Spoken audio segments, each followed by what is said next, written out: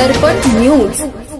इचलकरंजी शहर लक्ष्मी आणि पार्वती औद्योगिक वसाहत या ठिकाणी उभारण्यात येणाऱ्या नवीन अत्याधुनिक सामूहिक औद्योगिक सांडपाणी प्रक्रिया सीईटीपी प्रकल्पाच्या अनुषंगाने मंगळवारी आमदार राहुल आवाडे यांच्या पुढाकारातून मुंबई येथे एमआयडीसीचे मुख्य कार्यकारी अधिकारी वेला रसू यांच्या कार्यालयात बैठक पार पडली।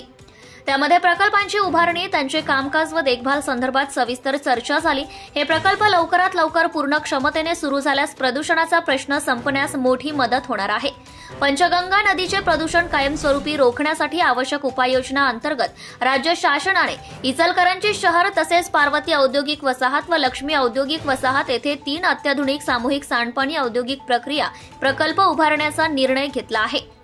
या संदर्भातील 529 कोटींच्या सविस्तर प्रकल्प अहवालास 30 सप्टेंबर रोजी झालेल्या मंत्रिमंडळाच्या बैठकीत मंजुरी देण्यात आली असून त्यासाठी माजी आमदार प्रकाश आवाडे तसेच आमदार राहुल आवाडे यांनी सातत्याने पाठपुरावा सुरू ठेवला होता।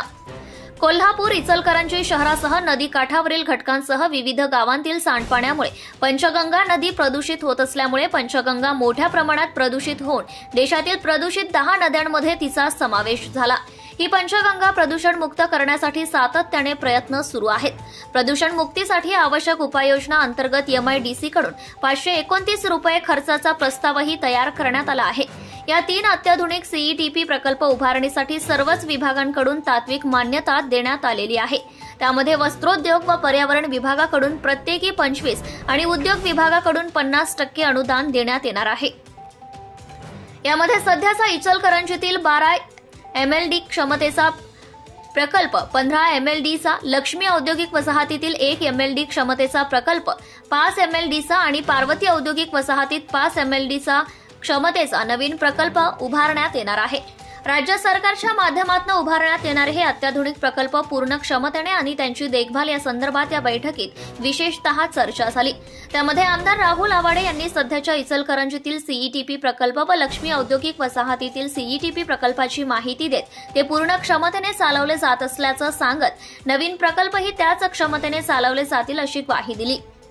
बैठकीस महाराष्ट्र प्रदूषण नियंत्रण मंडळाचे श्री मोडगिरे, कोल्हापूर मंडळाचे अधिकारी श्री हजारे, श्री माने, महाराष्ट्र औद्योगिक विकास महामंडळाचे अधिकारी यांच्यासह इचलकरंजीतील प्रोसेस उद्योजक गिरिराज मोहता, अजित डाके, संदीप सागावकर, संदीप मोघे, शहाजहान शिरगावे, विलास शिशोदे, अनिल खुडचे, तुषार सुलतानपुरे, अभिजित पाटील आदी उपस्थित होते। भ्रष्टाचार संबंधी काही माहिती असल्यास, अगर लाच मागणाऱ्या लोकसेवकाबद्दल तक्रार असल्यास लाचलुचपत प्रतिबंधक विभागाशी संपर्क साधावा। श्री सरदार नाळे, लाचलुचपत प्रतिबंधक विभाग, कोल्हापूर।